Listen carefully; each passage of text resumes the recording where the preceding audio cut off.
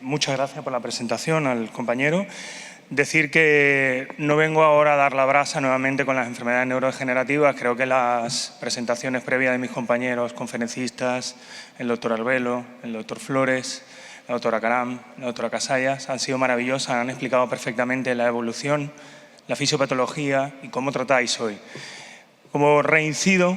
soy neurofisiólogo clínico y nuestra intención simplemente es, como bien sabe la doctora Ailín, que está aquí presente, y la doctora Carreras, es que nosotros como neurofisiólogos clínicos lo que hacemos es una cohesión con los neurólogos y con los oftalmólogos de nuestros hospitales, simplemente por apoyar el diagnóstico y brindar una mayor información para dar calidad asistencial a estos pacientes. Como bien se sabe, las enfermedades neurodegenerativas son un grave problema de salud pública. El alto coste que tiene el mantenimiento de estos pacientes a nivel de la sanidad, los ingresos hospitalarios con las complicaciones de los mismos, hace que tomemos un poco de conciencia y que creamos que estos pacientes, además, más allá de los tratamientos administrados para ellos, lo que se tiene que buscar siempre, como cualquier otro paciente, pero más aún en las enfermedades neurodegenerativas, es mejorar la calidad de vida. Sabemos perfectamente que estas enfermedades evolucionan con el tiempo y según la evolución, también la calidad de vida del paciente se ve mermada, menguada, disminuida. Y una afectación ya no solo al propio paciente que padece la enfermedad, sino también a todo un ámbito familiar al cual él está integrado. Lo que vengo a presentar a continuación es simplemente un estudio que hicimos hace varios años en el hospital con penetración del servicio de oftalmología y de neurología. Hicimos una sinergia. Creo que hoy en la medicina del siglo XXI, como bien lo sabéis todos los compañeros que estáis aquí, el abordaje de los pacientes siempre tiene que ser multidisciplinar. Me parece maravilloso que los neurólogos que estáis aquí en la mañana de hoy seáis responsables de toda la longevidad del tratamiento y la evolución del mismo, pero que sepamos que mientras mayores aportaciones podemos dar otras especialidades a los pacientes, creo que siempre miraremos en pro de los mismos. No me voy a extender porque, insisto, los compañeros que han estado han dado una réplica, digamos, valiosa sobre las enfermedades neurodegenerativas. En este caso, nosotros lo que quisimos fue trabajar con pruebas estructurales y funcionales con nuestros pacientes de Parkinson que acuden a la consulta de neurología del hospital, ¿vale? Independientemente de la definición de la enfermedad, quiero recordar que el número de neuronas dopaminérgicas siempre están incluidas también, y tenemos que recordar, las células amacrinas y las células ganglionares de la retina. Son elementos sensibles y esenciales para la valoración funcional de estos pacientes con enfermedad de Parkinson. La levodopa, ya sabemos que parte de ella también está liberada a nivel de las células del epitelio pigmentario de la retina, cosa que se puede cuantificar y medir, ya no solo en las pruebas estructurales, como lo vamos a ver a continuación, sino también en la parte neurofisiológica de la evaluación de la visión. El epitelio pigmentario de la retina puede ser medido, como bien lo dije, con sus pruebas estructurales de manera objetiva, no invasiva, indolora, inocua y de forma muy rápida. Pero no solo eso, sino que tenemos que recordar también que la vía visual no nada más puede tener una cuantificación estructural, sino que es altamente sensible a los cambios que existen en los golpes de enfermedad, en la evolución de la misma. Como hemos hablado, como he citado, las células ganglionares son células que están completamente desprovistas de mielina, con lo cual son células netamente axonales cuyo daño y repercusión se puede medir de forma rápida, incluso en los primeros estadios de la enfermedad, y que entonces podemos aportar mayor valía a toda la valoración de un paciente cuando se hace de forma integral. No se descubre el agua tibia, quiero decir, no con esto vengo a decir que somos los primeros que estamos haciendo la valoración neurofisiológica de los pacientes, porque esto ya está descrito en la bibliografía desde hace años, la correlación que pueden existir entre los potenciales evocados visuales y el electroretinograma Pater. Pero lo que sí hay que llamar la atención es que estas pruebas de neurofisiología clínica pueden estar correlacionadas con los hallazgos que existen de las pruebas estructurales. de lo cual esto ya viene siendo documentado y datado desde hace años, desde que empiezan a trabajarse ya la ICEF con los primeros estudios que se hacen de electrofisiología de la visión, pero lo más importante de todo esto, y lo que vengo a resaltar como neurofisiólogo clínico que soy, es decir, que esta prueba tan inocua, sencilla y fácil de elaborar, que es el electroretinograma Pater, tiene un componente vital, que es el componente N95 de esta respuesta a nivel de los cambios que se generan de los registros eléctricos visual. No se sabe bien perfectamente de dónde sale el origen de la misma, pero sí es verdad que la que marca a la célula ganglionar desde el punto de vista de prueba neurofisiológica es el electroretinograma Pater. El componente P50 que tiene el electroretinograma Pater también tiene una instancia de generación, o sea, de origen a nivel de las células ganglionares, pero también se genera por la parte de la vía visual posterior. Entonces, correlacionar pruebas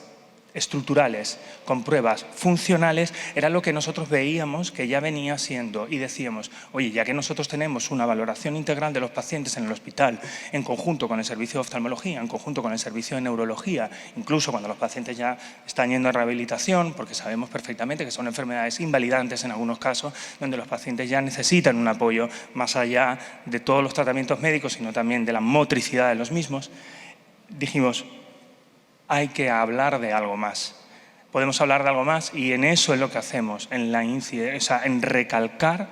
lo que viene siendo un problema de salud pública, la calidad de vida de estos pacientes. Estas medidas eran simplemente casi todas, lo único que hacen cuando uno evalúa la calidad de vida de estos pacientes con las escalas, lo único que hace es ver el beneficio, la percepción que tienen ellos mismos en cuanto al beneficio del tratamiento y los déficits funcionales que tienen en la progresión de la enfermedad. Los pacientes cuando llegan a la consulta de neurología, previamente que el neurólogo lo vaya, la enfermera de la consulta era la que pasaba las escalas a estos pacientes para que ellos rellenaran. La escala va del 1 al 10 según la necesidad, o sea, según la dependencia que van generando los pacientes a medida que van evolucionando la enfermedad y se va haciendo una progresión de la misma. La valoración del Parkinson, evidentemente, en la consulta neurológica por parte de nuestro compañero, con sus diferentes escalas y valoraciones. Y luego la calificación que se hacía del 0 al 100% con las escalas de calidad de vida, más allá de las exploraciones que ya a continuación vamos a enseñar. Y lo que importa de esto era la forma de evaluar la capacidad de una persona para realizar sus actividades diarias. Era cómo el paciente nos puede referir a nosotros de manera objetiva cómo va evolucionando esa enfermedad y cómo se encuentra incluso posterior a recibir su tratamiento.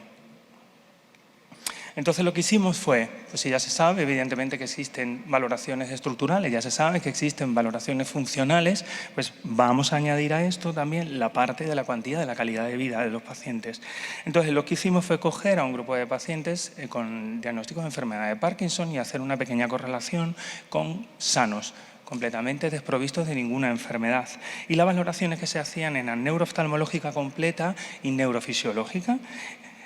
Haríamos entonces las valoraciones que se le pasaban a los pacientes de las escalas de calidad de vida, más allá de la valoración a nivel del compañero de nuestro equipo de neurología, y luego las respuestas que podíamos generar nosotros en los laboratorios de neurofisiología clínica y la valoración estructural a nivel de oftalmología, con los diferentes parámetros tanto de CIRRUS como el Spectralis del OCT que estaba nombrando antes el doctor Flores, hizo una mención. Simplemente, de manera generalizada, decir que el OCT, la tomografía de coherencia óptica, pues tiene diferentes protocolos por los cuales existen y lo que estudia es el espesor de la capa el espesor de la retina de forma global o la capa de fibras nerviosas de la misma. El estudio estructural de la retina a nivel del espesor macular vemos que se divide en anillos. Estos anillos que están concéntricos van del 1, 3 y 6 y tienen 3 espacios a medir. Este espesor nosotros lo que tomamos fue el espesor medio de la capa de la retina. Y luego decir que estos se pueden dividir, como bien lo veis aquí, en los 4 cuadrantes, los temporales, nasales, superiores e inferiores, y luego la estadiación del nervio óptico en 12 cuadrantes en sentido horario o antihorario también. Los potenciales evocados visuales, vuelvo a incidir en ellos. Cierto es que el potencial evocado visual está más relacionado con enfermedades desminimizantes, pero también está descrito en pacientes con enfermedades de Parkinson que tengan una alteración a nivel ya no solo de la amplitud del mismo por la degeneración axonal, sino también un retraso en las latencias, porque como enfermedad neurodegenerativa que es, al final existe una falta de conducción de la misma, incluso en estadios iniciales de la enfermedad. Y el electroretinograma Pater, que era, digamos, la herramienta en la cual teníamos los neurofisiólogos un aporte a través de ese componente N95 y P50, y el ratio que se produce entre N95 y P50, que verdaderamente habla del grado de afectación de la célula ganglionar. Lo que obtuvimos medianamente, grosso modo para explicar, porque sé que ya por la hora ya estáis cansados, agotados, tenéis hambre, es normal, y llevan 3 días aquí de conferencias continuas y yo tampoco quiero ser el pesado de turno. Simplemente decir que lo que llamaba la atención es que los parámetros del campo visual y del componente en amplitud, tanto de la P50 como de la N95, eran lo que refería estadísticamente significativo por la modificación que ocurrió en estos pacientes que fueron valorados. Como bien lo veis, la asimetría que había, no en las latencias, sino en las amplitudes, era notoria en comparación con los sujetos sanos y los enfermos. En los resultados que tenemos del OCT, tanto en el cirrus como en el spectralis, vemos que en las medidas de la retina en pacientes con Parkinson, las medidas del OCT daban tanto en el espesor medio, ¿vale?, como en el temporal, había una reducción significativa. Y luego en los diferentes cuadrantes de valoración. Y lo que llama la atención es que al realizar las curvas ROC, que son curvas altamente sensibles, que todo lo que se ubique por debajo de 1 va a dar una valoración primordial, nosotros lo que vimos en la correlación de las variables que tuvimos en el estudio, por un lado tenemos la representación del doble análisis para demostrar que era el OCT o las pruebas. En este caso teníamos que la amplitud N95 del electroretinograma Pater y los cambios en la escala de calidad de vida cuando asociamos las variables, vimos que tenían una correlación y una alta sensibilidad de valoración en estos pacientes, así como también pudimos ver que el espesor foveal medido en el OCT detectaba los cambios de severidad en el avance de la enfermedad de Parkinson en los pacientes en estudio y la correlación que había con las escalas de los mismos. Con lo cual, es simplemente un llamamiento de la atención, no es la búsqueda ni muchísimo menos del premio Nobel ni la medalla al honor, sino decir que la reducción de las células ganglionares en los pacientes que tienen enfermedad de Parkinson diagnosticada conlleva una reducción tanto de la retina como de sus capas de fibras nerviosas que pueden ser evaluadas desde el punto de vista de neurooftalmología, como bien la doctora lo había mencionado, con el OCT. Además de esto, las pruebas nuestras de los neurofisiólogos clínicos, tanto el potencial evocado visual como el electroretinograma Pater, van a estar alterados comparándolos con sujetos sanos, lo cual nos puede hacer llamar la atención cuando ustedes tengáis en la consulta a vuestros pacientes con enfermedades neurodegenerativas, siempre pensar que mientras más herramientas se puedan utilizar en el diagnóstico y en la evolución de los mismos, mayor será la seguridad que le podemos ofrecer a nuestros pacientes. Y luego que existe una importante correlación entre el decremento del componente N95 de los electroretinogramas Pater que realizamos en los estudios y la reducción de la calidad de vida de estos pacientes. Es importante y es mandatorio en el siglo XXI que todos los pacientes a los cuales se reciben una consulta le estemos enfocados no solo a tener el beneplácito del mejor tratamiento sobre la mesa que se le puede ofrecer a los pacientes, que eso siempre será el gol estándar para ellos, sino que busquemos siempre, en la medida de lo posible, que todos los pacientes que acudan a las consultas, independientemente que nosotros no seamos